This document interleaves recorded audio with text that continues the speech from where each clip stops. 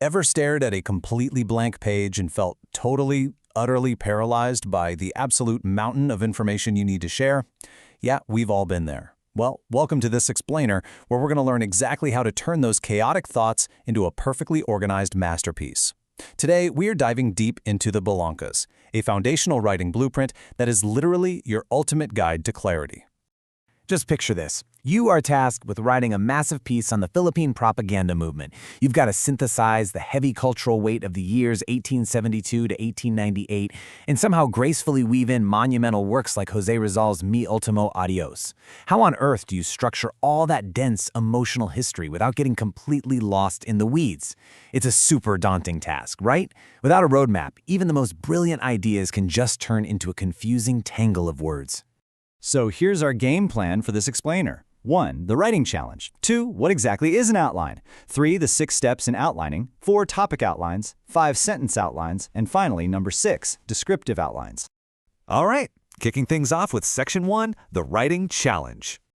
The real struggle kicks in when you need to create a multimodal text based on some seriously profound essays and poems from the era of revolution. When you are trying to capture something as huge as the events from 1872 to 1898, while doing justice to the deep sentiments of A la Juventud Filipina or Katapusang Hibik ng Pilipinas, winging it? Yeah, that's just not going to work. You absolutely need an organized guide. Which brings us to Section 2. What is an outline? Basically, a balangkas, or outline, is a systematic arrangement of your ideas. Think of it like pouring the concrete foundation for a house before you start putting up walls. Whether you're drafting an essay or a vital speech, this blueprint ensures every single idea connects logically. Why does this matter for you? Because having this framework guarantees your final work will be structurally rock solid, and it's going to save you hours of frustrating rewrites.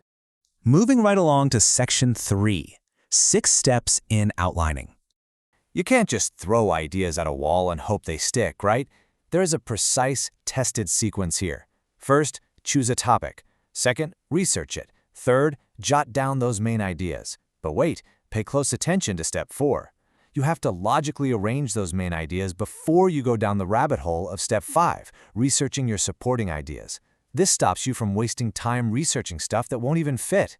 Finally, Step 6, choose your specific outline format. Let's look at those formats, starting with Section 4, Topic Outline. Let's use a real-world example here, human health and pollution. The topic outline is basically your bare-bones skeleton. Notice how it uses really quick, punchy phrases. Roman numeral 1, types of pollution. 2, effects on health. 3, ways to prevent it. Boom. It is an incredibly efficient way to get a bird's-eye view of the whole piece without getting bogged down in heavy details early on.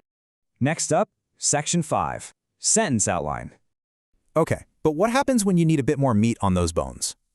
Upgrading to a sentence outline literally forces you to turn a vague heading into a complete, actionable thought.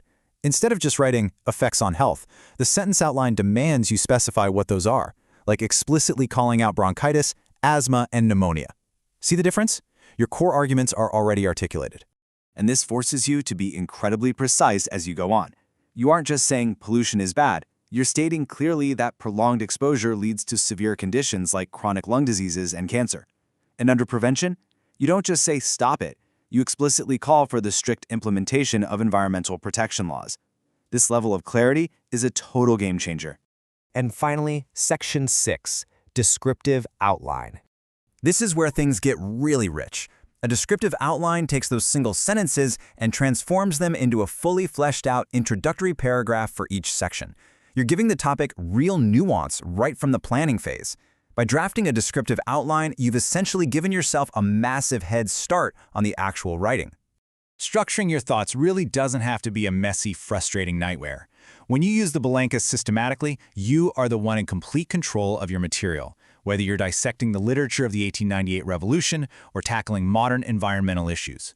Hopefully this explainer empowered you to build stronger, much clearer ideas. So I leave you with this to chew on. The next time you sit down to conquer a massive writing challenge, will your brilliant idea start as a simple topic, a punchy sentence, or a rich description?